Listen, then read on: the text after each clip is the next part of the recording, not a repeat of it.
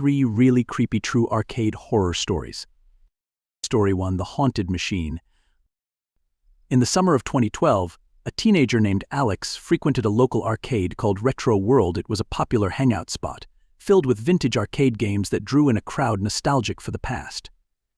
Alex was particularly drawn to a game called Spectre Hunter, an old, horror-themed shooting game that was known for its creepy graphics and eerie sound effects. One evening, Alex stayed late at the arcade, determined to beat the high score on Spectre Hunter. As he played, he noticed that the game seemed more intense than usual. The graphics were sharper, the sounds louder, and the in-game characters more lifelike. He chalked it up to his imagination and continued playing. As he progressed, strange things began to happen. The game screen would flicker, and he heard whispers that seemed to come from the machine itself. The whispers grew louder, and Alex felt a chill run down his spine. He paused the game and looked around, but the arcade was empty except for him and the attendant, who was busy at the front desk. Determined to finish, Alex resumed playing. Suddenly, the game characters began addressing him by name, taunting him and urging him to continue. His heart pounded, but he couldn't tear himself away. He reached the final level, where the main boss, a ghostly figure, seemed to break the fourth wall, staring directly at him through the screen. The room grew colder, and the whispers turned into screams. The arcade lights flickered, and the screen displayed a message, "I see you." Alex, terrified, he stepped back from the machine. The game abruptly shut off, and the arcade returned to normal. Shaken, Alex approached the attendant, who noticed his pale face and trembling hands. He asked if the game had ever acted strangely before. The attendant, an older man, sighed and told him about the game's history.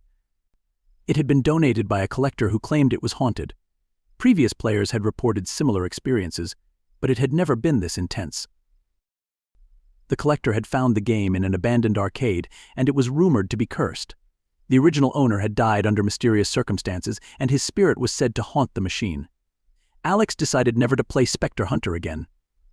The game was removed from the arcade shortly after, but Alex's encounter with the haunted machine left him with nightmares that haunted him for years. Story 2: The Ghost in the High Score. In the fall of 2015, a young woman named Emily visited a retro arcade called Pixel Palace with her friends.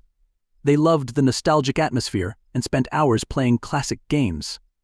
Emily was particularly drawn to a game called Galaxy Invaders, a space-themed shooter that had a notoriously difficult high score to beat.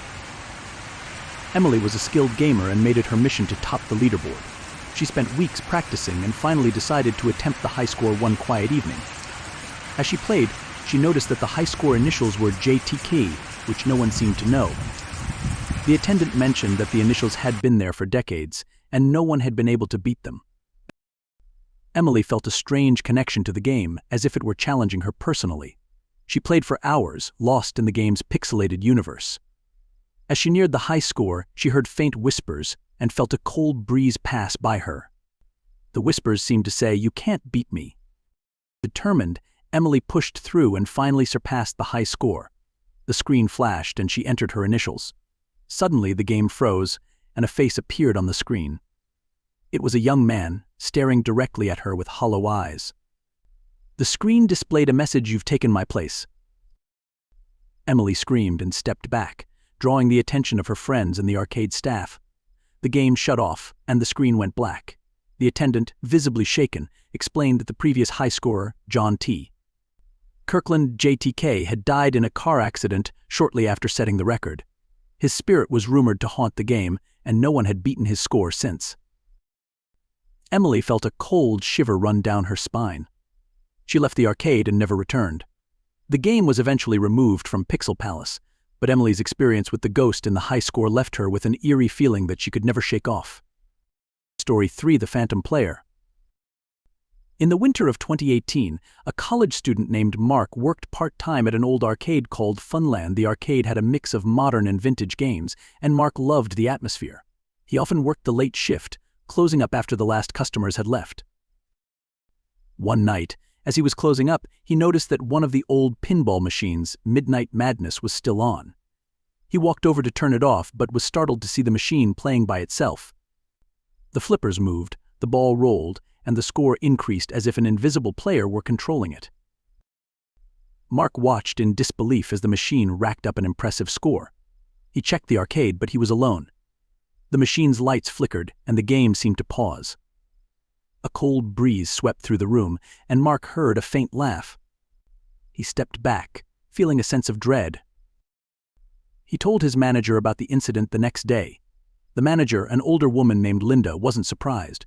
She explained that the pinball machine was rumored to be haunted by the spirit of its original owner, a man named Charlie who had been a pinball champion in the 1970s.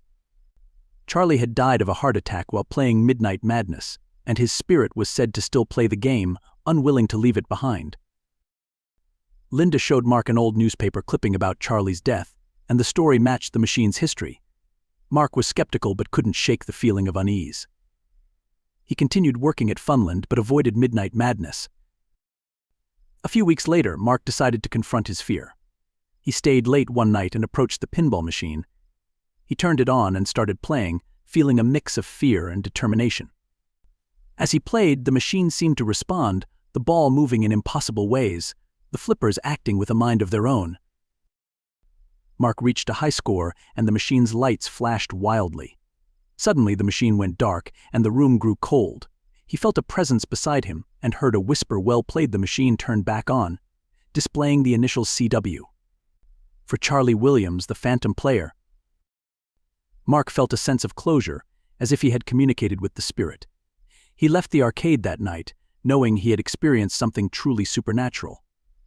Midnight Madness remained a popular attraction at Funland, but Mark's encounter with the phantom player was a story he shared only with those who worked the late shift, a chilling reminder of the ghost who never stopped playing.